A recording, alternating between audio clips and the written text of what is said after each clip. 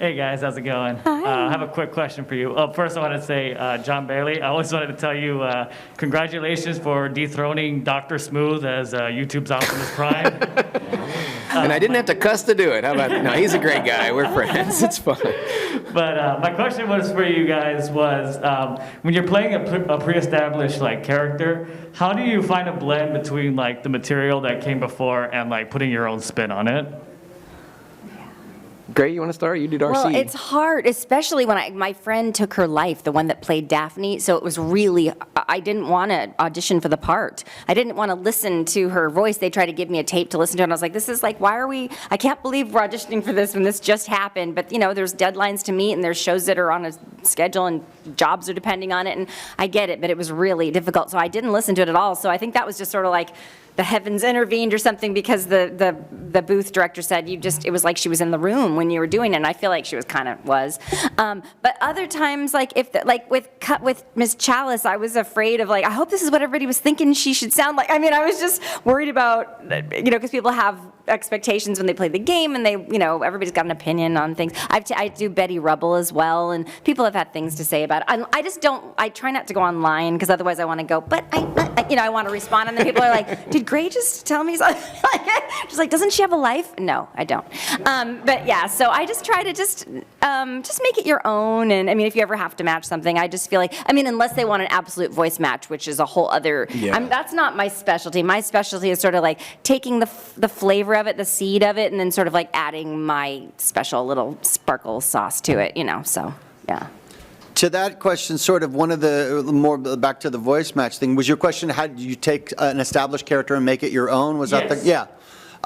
It depends what it is. Again, she's inherited Daphne, which went on when I was a kid. So Daphne's been around a long time, where people who take... People do ask me if I was the original Daphne, though, and it hurts very much. There's no way. Yeah, they do. Oh, you were the original from 19...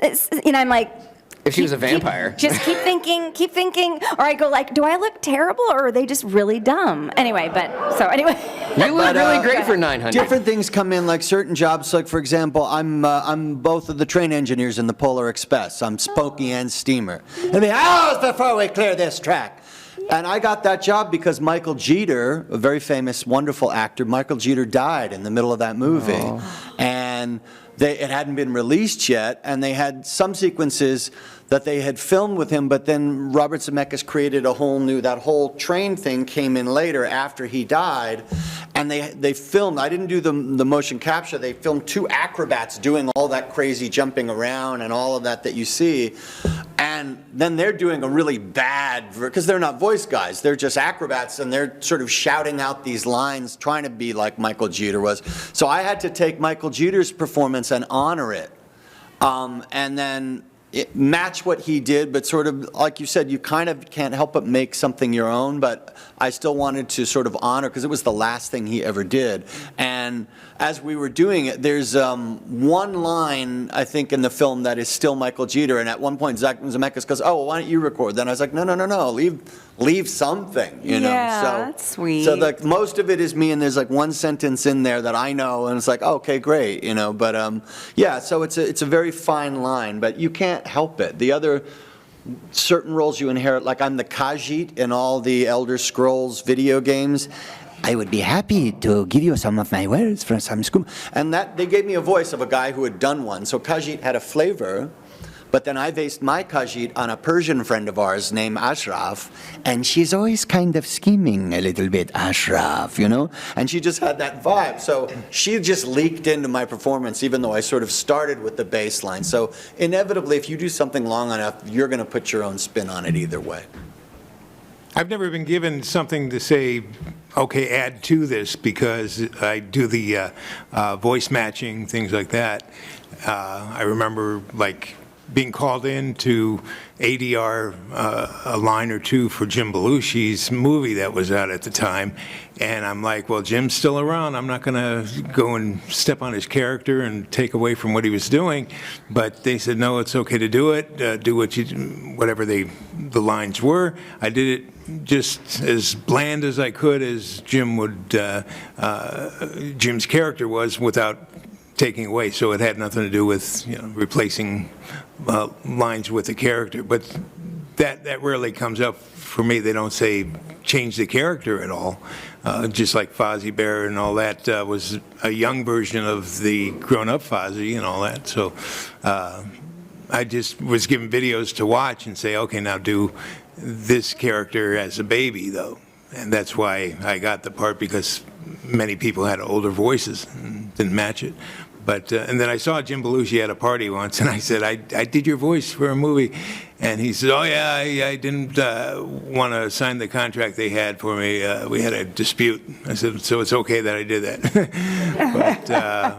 But it is kind of touchy to say, hey, I took your character and I did something. But I don't even think I can remember anything like that. I've done both. When I first did Transformers, or when I first did Optimus Prime for Transformers, it was an anime, and they did not want him to sound like Peter Cullen completely. They just wanted it to sound familiar.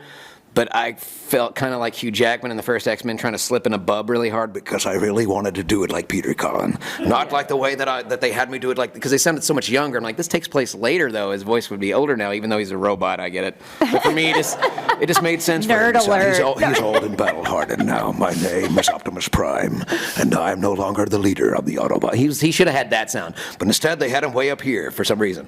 So anytime that I get cast for something like how it should have ended, for example, when I do Deadpool, how it should have ended, I do this guy. Hi there, how are you? But if I'm doing Ryan Reynolds' voice or voice matching, you have to get way down here because there's just a slight difference. You know, part of like what they've been saying, part of your personality is kind of like blends together with the voice that you're doing, and you just kind of make it your own.